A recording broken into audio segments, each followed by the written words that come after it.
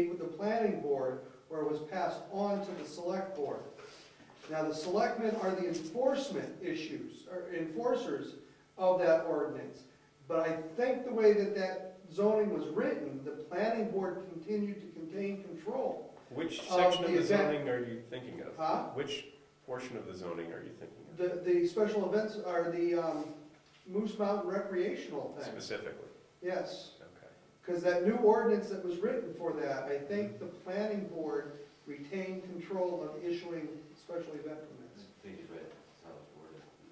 I'm sorry, yes, Gary. Number one, any event permit, no matter how you shake a stick at it, defines the parameters that an event can occur under, and that is law, a town ordinance, and that is the purview of this board to create, not the selectmen. Selectmen have powers to create certain parameters, but this board is empowered, just like site plan review process, to define what is allowed on the mountain, for instance, what is permissible, what is conditional use permits, and therefore any structure that gives permission for an event up there is a matter of law in the town. I think the selectmen's only place there is enforcement. I think it is the board's obligation to make sure that the permit falls within the master plan designs and the ordinances that define it. So when you brought that up last week, just one second, Rob, the one that I was thinking of specifically is mentioned here on page 553 of the zoning, and it's, which article? Just to make sure I get the reference correct. Article 2, Districts, Section B, Recreation Zone, REC1 District. Item 4, sub-item B, refers to the conditional uses requiring a permit. And then sub-item 1 is, the planning board is authorized to issue conditional use permits for any of the conditional uses listed in the appendix E if the applicant demonstrates that that use will not have significant negative impact on the environment or historic residential agricultural character of the community. Sub-item 2, a conditional use permit may place reasonable limits on the conditional use, such as, but not limited to, the maximum number of attendees, hours of operation, public safety conditions, expiration date of the permit, and frequency or specific number of occurrences. This permit may place further restrictions in order to protect the residential agricultural character of the town. And it further goes on, and it goes on quite a bit. But what the point is that was brought up is that we don't actually have this document. Right. So we need to create this document. I agree. And that was your point. So rather than pounding it anymore, let's get to the point of making the document. So, yes, Rob. So, I can't speak to what the intent of the voters was when they voted on that. But my understanding is that the normal use of the term conditional use is that it's not about an event. It's like where we listed out the 50 conditional uses.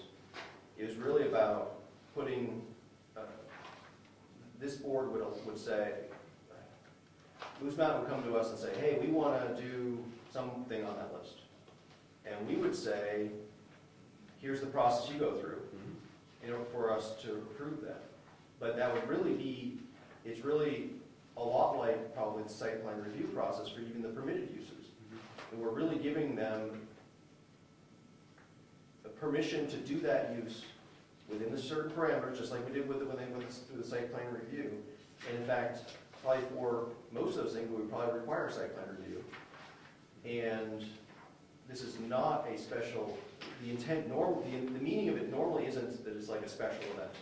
It's not at all like that. Special event where they, they get somebody who says, oh, I want to do my wedding and I want to do X, Y, and Z, and it doesn't fit in the permitted uses or what they've been approved for with the site plan review. Then they would go to the selectmen or the ZBA or somebody for some sort of approval to do that. It wouldn't be us. I think that we need to, somebody needs to convince me that that's not the intent of conditional use. Or we need to get some sort of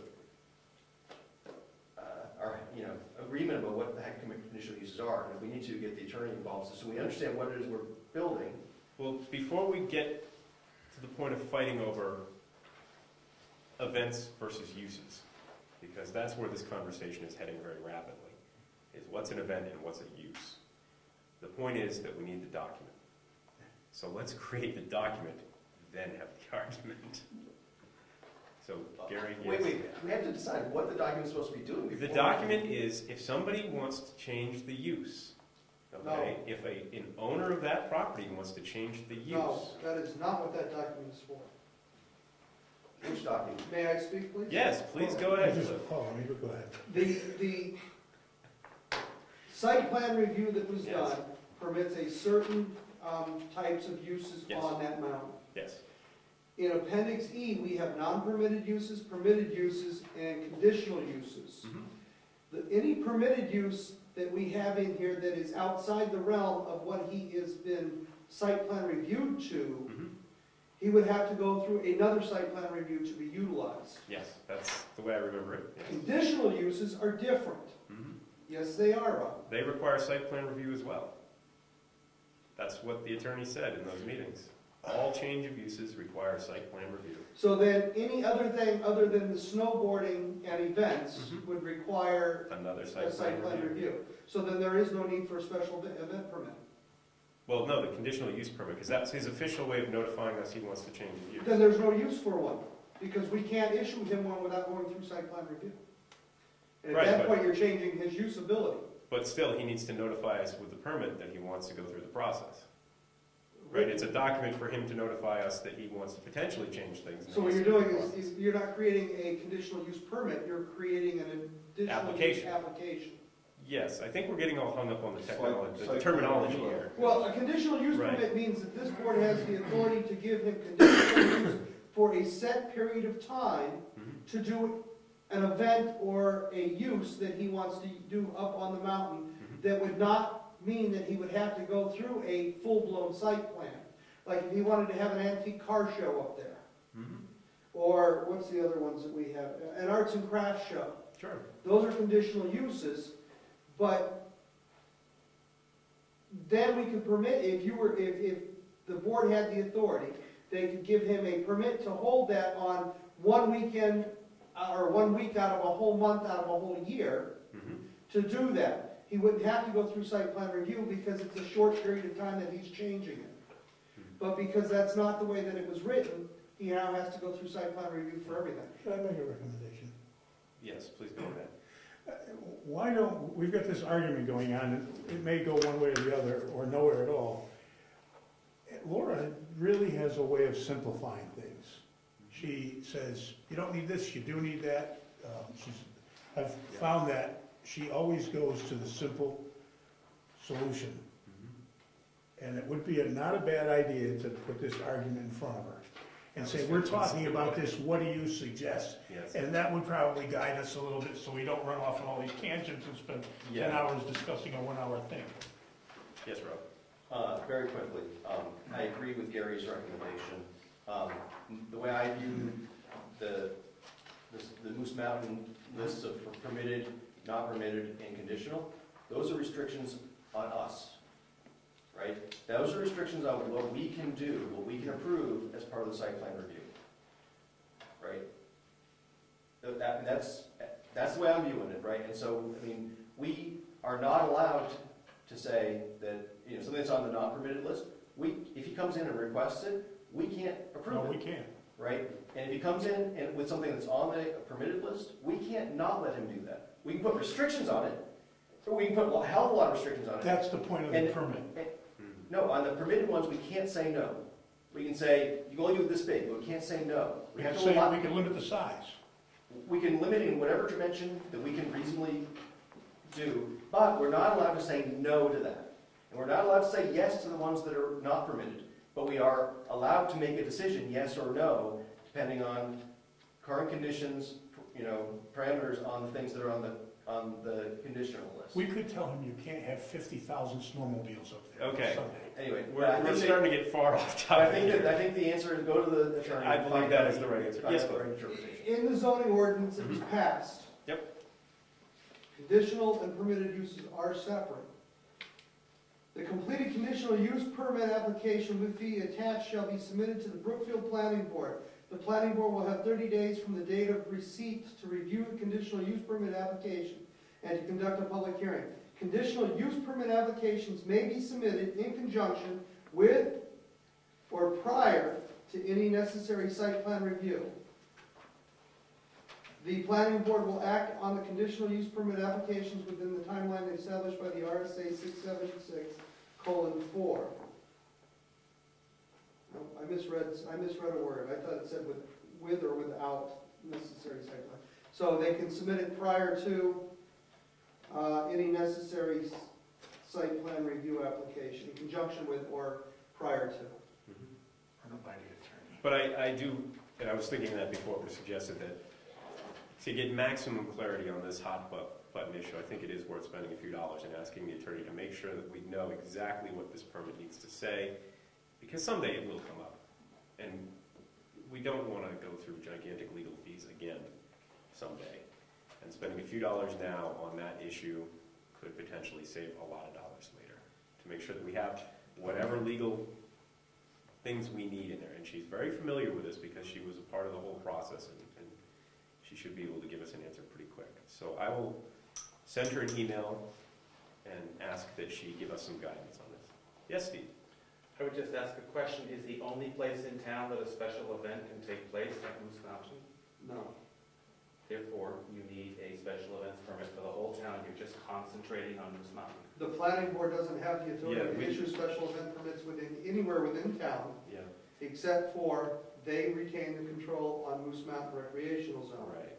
The rest of the special event permits go through the Board of Selectmen, and they have a permit already in place. So you're not creating a special event permit for the town. You're just creating something for One for Moose Mountain. This is specific entirely just about for the recreational zone. Then you should probably make that known in your minutes, that you're just talking about Moose Mountain. George, would you make sure that's noted? Yes, I will. Thank you. And is it specifically, it's not a special event, it's a conditional use permit? Correct. Right. An application for conditional uses. I think the terminology on this has gotten everybody whipped up into a fervor, and I think it got out into the town and was misconstrued that we were trying to somehow pull a fast one. Well, originally, it was discussed to be able to issue them a conditional use permit without having to go through site plan review. Yeah. It would be left up to the board to decide whether or not that he would be able to do that for a week out of the year. Mm-hmm. Okay, so Did we discover? proposed initiatives. That was the first one. We were glad we hammered that one out rapidly. Has anybody else got any proposed initiatives that they are aware, any legislative changes they're concerned about? Yes, Rob. So I don't know if this is going to go anywhere. Last time I checked, it hadn't. But there were some proposed changes to sort of undo the workforce housing and multi-family housing. I hadn't heard about that. So like I said, I don't know if you've tracked any of those kinds of issues, but so I don't know if those are going anywhere. But if they do, we might want to be ready to react so that so my personal feeling would be we were forced into allowing higher density and forced into allowing multifamily homes against our best. Again, are you aware of? I believe it's RSA 648, if I'm not mistaken, and I think it's in the current legislatures, and there are going to be 1,001 amendments to it that's being discussed. I don't have my documents with me. So So it would be a House bill or Senate bill. The way they've worded it is that a town by a 2/3 vote could override the state mandate that every town have a workforce housing zone in it. A quick synopsis, that's not the whole thing. So wait, that's currently before the legislature. That hasn't It passed. has not passed, it's going before hearings right now. Okay. But if it made it through, it may. Do you know when the effective date is? The proposed effective date is? Because a lot of the stuff they're working on now is proposed to go into effect to like July, August, whatever. So something like that, we might, if we thought that the town really wanted us to act quickly, we could potentially, if it happens, deal with it later in the year, get something put together, For town meeting. for a town meeting. The worst case, we sort of miss it and we go another year, right? But Are you talking about repealing what we already currently have in place? if state law changes allow us to either